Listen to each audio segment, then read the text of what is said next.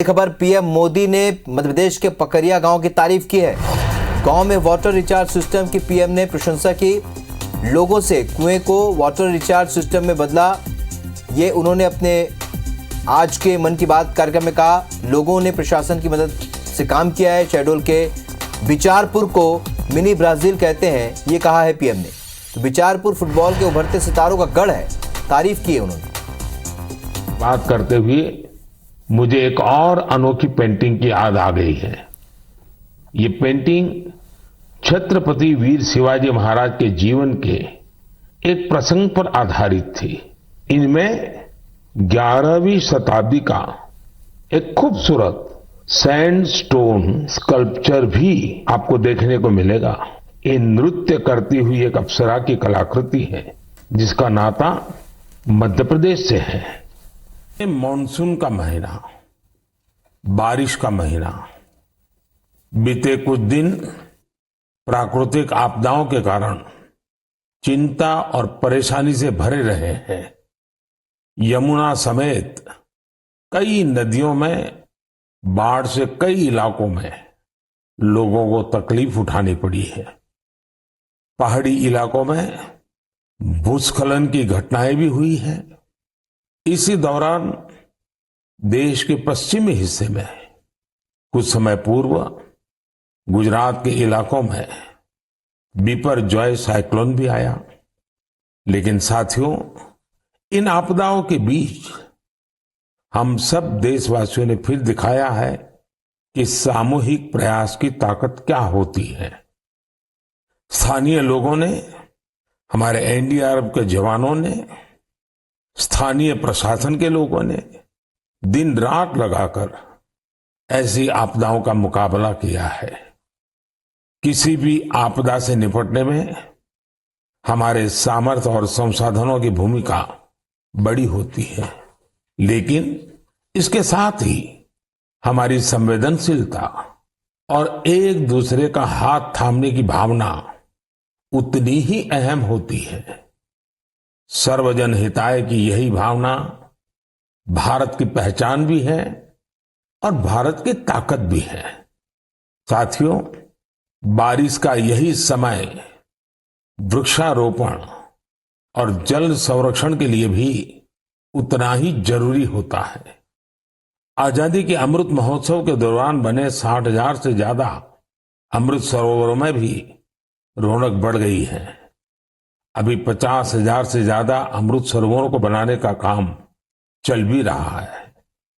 हमारे देशवासी पूरी जागरूकता और जिम्मेदारी के साथ जल संरक्षण के लिए नए नए प्रयास कर रहे हैं।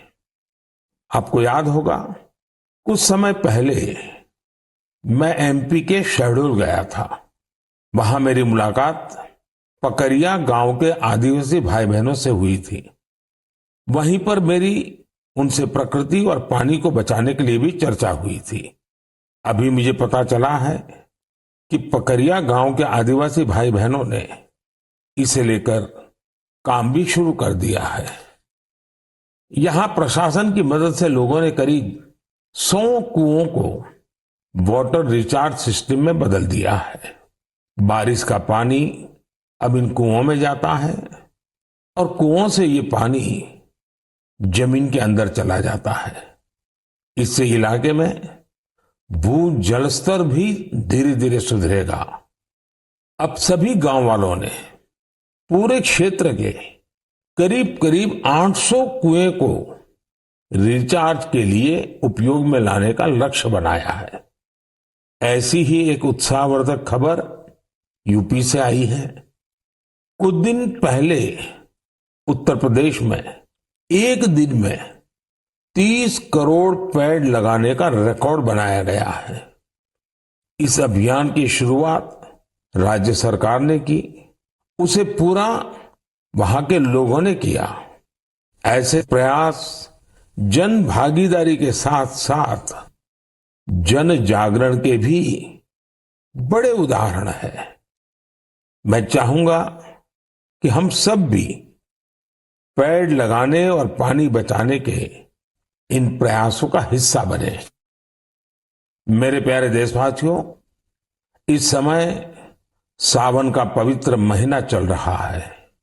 सदाशिव महादेव की साधना आराधना के साथ ही सावन हरियाली और खुशियों से जुड़ा होता है।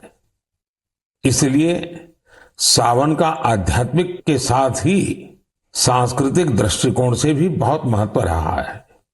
सावन के झूले, सावन की मेहंदी, सावन के उत्सव, यानी सावन का मतलब ही आनंद और उल्लास होता है। साथियों, हमारी इस आस्था और इन परंपराओं का एक पक्ष और भी है। हमारे ये पर्व और परंपराएं हमें गतिशील बनाते हैं। सावन में शिव आराधना के लिए कितने ही भक्त कांवड़ यात्रा पर निकलते हैं। सावन की वजह से इन दिनों 12 ज्योतिर्लिंगों में भी खूब श्रद्धालु पहुंच रहे हैं। आपको ये जानकर भी अच्छा लगेगा कि बनारस पहुंचने वाले लोगों की संख्या भी रिकॉर्ड तोड़ रही है।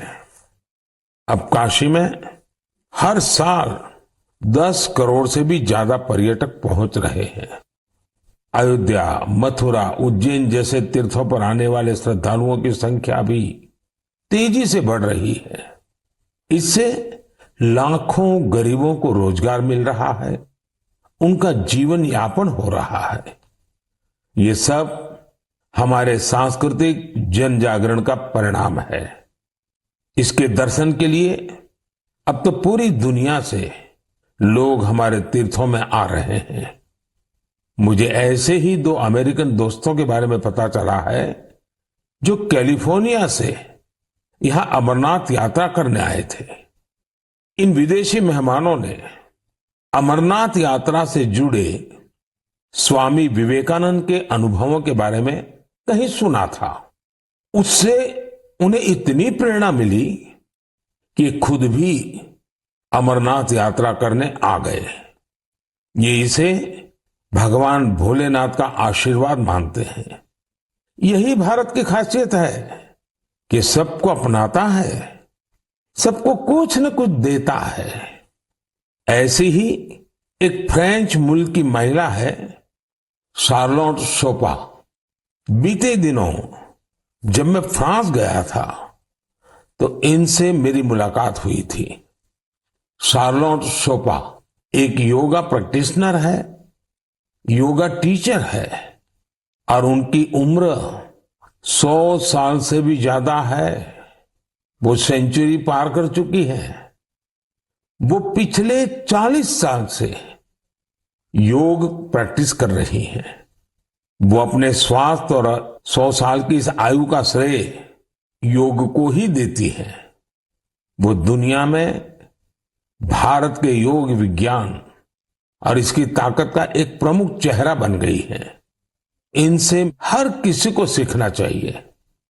हम न केवल अपनी विरासत को अंगीकार करें, बल्कि उसे जिम्मेदारी के साथ विश्व के सामने प्रस्तुत भी करें।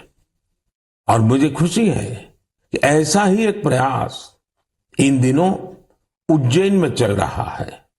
यहां देश भर के 18 चित्रकार पुराणों पर आधारित आकर्षक चित्र कथाएं बना रहे हैं। ये चित्र बूंदी शैली, नाथद्वारा शैली, पहाड़ी शैली और अपभ्रंश शैली जैसी कई विशिष्ट शैलियों में बनेंगे। इन्हें उज्जैन की त्रिवेणी संग्रहालय में प्रदर्शित किया जाएगा। यानी कुछ समय बाद जब आप उज्जैन जाएंगे तो महाकाल महालोक के साथ साथ एक और दिव्य स्थान के आप दर्शन कर सकेंगे। साथियों, उज्जैन में बन रही इन पेंटिंग्स की बात करते हुए मुझे एक और अनोखी पेंटिंग की याद आ गई है। ये पेंटिंग राजकोट के एक आर्टिस्ट प्रभात सिंह मोड़भाई बरहाट जी ने बनाई थी। ये पेंटिंग छत्रपति वीर शिवाजी महाराज के जीवन के एक प्रसंग पर आधारित थी। आर्टिस्ट प्रभात भाई ने दर्शाया था कि छत्रपति शिवाजी महाराज राज्याभिषेक के बाद अपनी कुलदेवी तुलजा माता के दर्शन करने जा रहे थे, तो उस समय क्या माहौल था। अपनी परंपराओं, अपनी धरोहरों को जीवंत रखने के लिए हमें उन्हें सहेजना होता है, उन्हें जीना होता है, उन्हें अगली पीढ़ी को सिखाना होता है। मुझे खुशी है कि आज इस दिशा में अनेकों प्रयास हो रहे हैं। मेरे प्यारे देशवासियों, कई बार जब हम इकोलॉजी, फ्लोरा, फोना, बायोडायवर्सिटी जैसे शब्द सुनते हैं तो कुछ लोगों को लगता है कि ये तो स्पेशलाइज्ड सब्जेक्ट है, इनसे जुड़े एक्सपर्ट के विषय हैं। लेकिन ऐसा नहीं है। अगर हम वाकई प्रकृति प्रेम करते हैं तो हम अपने छोटे छोटे प्रयासों से भी बहुत कुछ कर सकते हैं।